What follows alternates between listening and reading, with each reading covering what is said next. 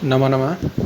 स्नातक तृतीय वर्ष के संस्कृत के प्रश्न पत्र में सम्मिलित किरातार्जुनीयम के प्रथम सर्ग के आज के पाठ में आप सभी का स्वागत है। छात्रों, अभी तक हमने किरातार्जुनीयम के 27 पद्यों का प्रथम सर्ग के 27 पद्यों का अध्ययन कर लिया है। आज हम पद्य संख्या 28 से अध्ययन आरंभ करते हैं। अभी तक हमने पढ़ा कि जो वनेचर है वह अपना संदेश समाप्त करके जा चुका है तथा जो द्रौपदी है उसको युधिष्ठिर ने अपने अनुजों के सामने सारी जो वनेचर के द्वारा कही गई बात वो सुनाई है और उससे जो है प्रेरित होकर के उन सब दुर्योधन का उन्नति को सुनकर के द्रौपदी और अधिक जो है उसके मन्यु और व्यवसाय को, क्रोध और उसके उद्योग को प्रेरित करने वाली वाणी बोलती है और क्या कहती है, इसका हम पद्य संख्या 28 में अध्ययन करते हैं। भवादृशेषु प्रमदा जनोचितं भवत्यधिक्षेपैवानुशासनं तथापि वक्तुं व्यवसाययन्ति मां निरस्तनारी समया दुराधयः। अन्वय देखेंगे। भवादृशेषु प्रमदा जनोचितम अनुशासनम, आप जैसों में प्रमदा जनोचितम अर्थात स्त्री जन के द्वारा उदित यानी कहा हुआ अनुशासन अर्थात आदेश वचन या कर्तव्य जो उपदेश है वह अधिक्षेप इव भवति, वह अपमान की तरह होता है। तथापि तो भी निरस्त नारी समयः, जिनके द्वारा स्त्री की मर्यादा दूर कर दी गई है, ऐसी दुराधया, ऐसी दुस्सह मानसिक आधि किसे कहते हैं, मानसिक व्यथा को, पुंस्याधिर मानसी व्यथा अर्थात मानसी जो व्यथा होती है उसका शब्द, उसके लिए शब्द है आधि, और शारीरिक जो व्यथा होती है उसके लिए होता है व्याधि। तो यहाँ पर जो दुस्सह मानसिक व्यथाएं हैं, माँ मैंने मुझे वक्त मैंने बोलने के लिए व्यवसाययन्ति अर्थात प्रेरित करती है। आप जैसों में अर्थात युधिष्ठिर जैसे महावीर परम धार्मिक लोगों में प्रमदाजनोचितम स्त्री जन के द्वारा कही गई अनुशासन यानी जो कर्तव्य उपदेश क्या करना चाहिए क्या नहीं करना चाहिए उनको एक तरह से ज्ञान देना अधिक्षेपायो भवति, अपमान की तरह होता है। तथापि तो भी निरस्त नारी समया, जिनके द्वारा स्त्री जनोचित विनयशील अर्थात स्त्रियों को ऐसे पुरुषों के सामने इस तरह से कर्तव्य का उपदेश नहीं देना चाहिए। निरस्त नारी समया, जिनके द्वारा निरस्त कर दी गई है नारी की समय अर्थात मर्यादा, जिनके द्वारा नारी की मर्यादा को दूर कर दिया गया, ऐसी दुस्सह मानसिक व्यथाएं मुझे वक्त मैंने बोलने के लिए व्यवसाय यानी प्रेरित कर रही हैं।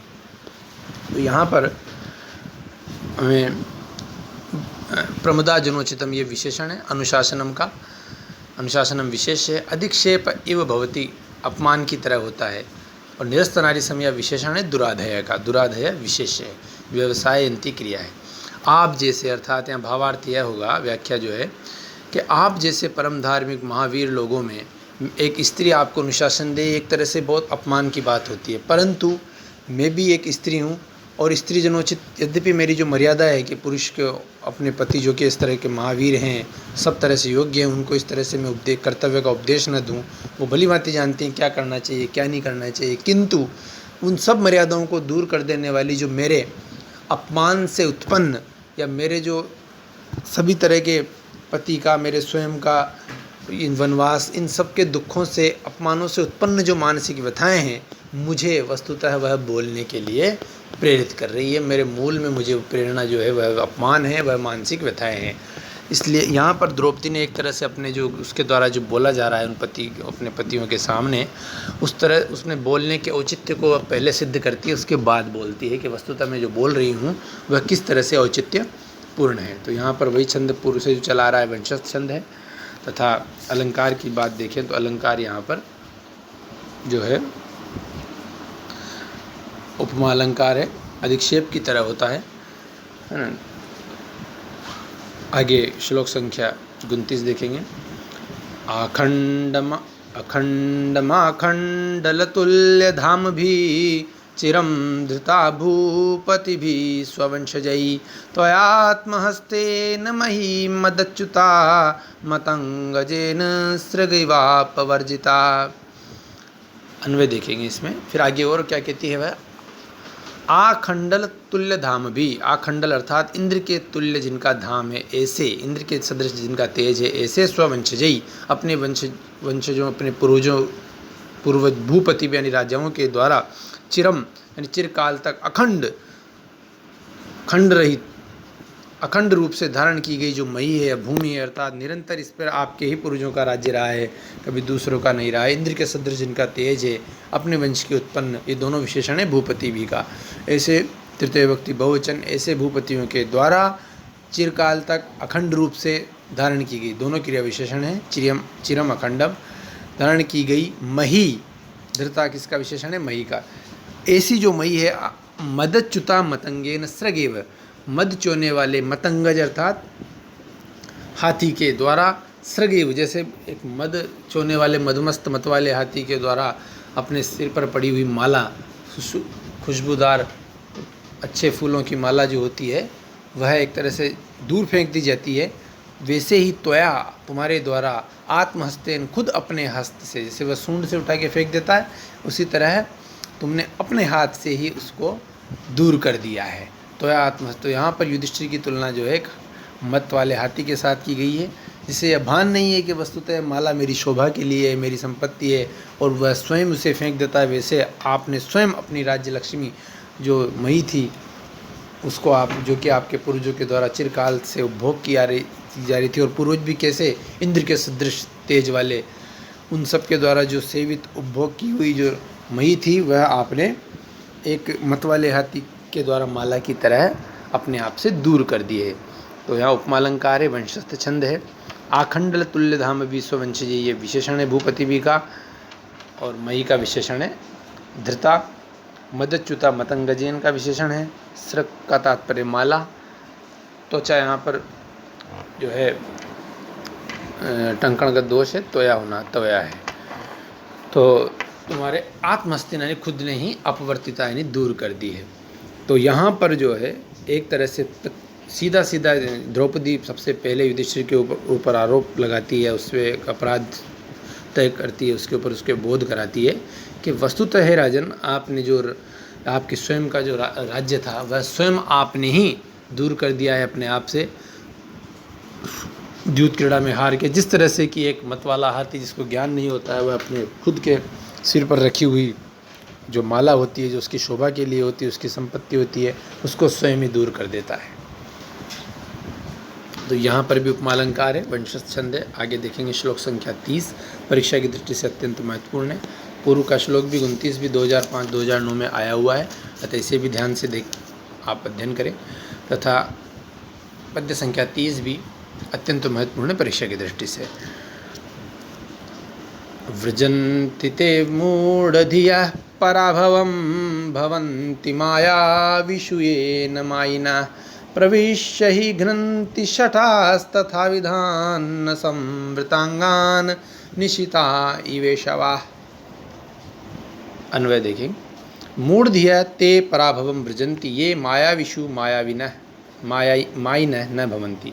मूढ़धिया अर्थात मूर्ख, जिनकी मूढ़ है हो चुकी है, बिल्कुल बुद्धि जो है रुक गई है, ऐसी मूढ़धि वाले मूर्ख लोग वे पराभव यानी पराजय को, व्रजंत यानी प्राप्त हो जाते हैं। ये मायाविषु यानी मायावी लोगों में मायावी नहीं होते हैं। मूर्ख वे लोग पराजय को प्राप्त होते हैं जो कि मायावियों में मायावी नहीं होते, अर्थात कुटिल लोगों में जो कुटिल नहीं होते हैं। शठा अर्थात दुष्ट लोग, तथा विधान उन जैसों को, असंवृतांगान बगैर ढके हुए अंगों को, जिस तरह से कि निशिता अर्थात तीखे, ईश्वर यानी बाण प्रवेश करके मार डालते हैं, वैसे ही दुष्ट लोग उन्हें प्रवेश करके मार डालते हैं, नष्ट कर देते हैं, समाप्त कर देते हैं।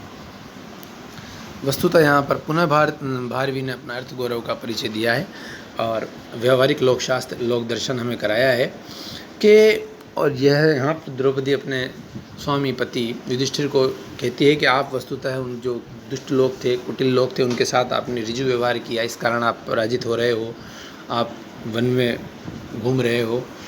तो यहाँ पर वह कहती है कि मूढ़ मूर्ख लोग वे पराभव में नहीं पराजय को वृजंत्या नहीं प्राप्त होते हैं, जो कि मायावियों में सप्तमी विभक्ति बहुवचन मायिन है, माया से युक्त नहीं होते हैं, कपट आचरण करने वालों में कपट आचरण से युक्त नहीं होते हैं। दुष्ट लोग जो है तथा वृदान वैसे लोगों को असंवृतांगान बगैर ढके हुए अंगों, वैसे को षट जो है वैसे लोगों को असंवृतांगान बगैर ढके हुए, वैसे बगैर ढके हुए अंग वालों को जिस तरह की तीखे बाण निशिता ईश्वर की तुलना की गई है शठों से, दुष्टों से।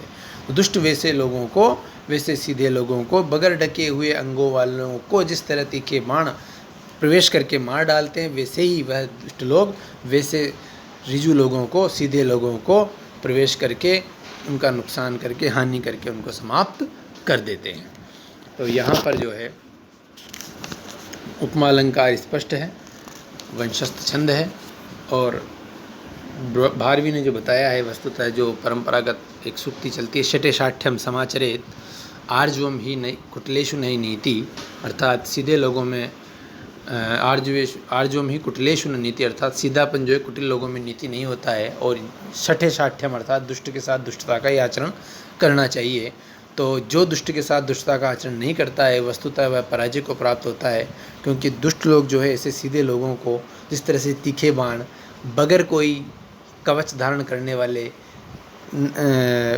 कवच रहित अंगों को प्रवेश करके नष्ट कर देते हैं, लहूलुहान कर देते हैं, वैसे ही दुष्ट लोग जो है सीधे लोगों को अपने दुष्टताओं से नष्ट कर देते हैं।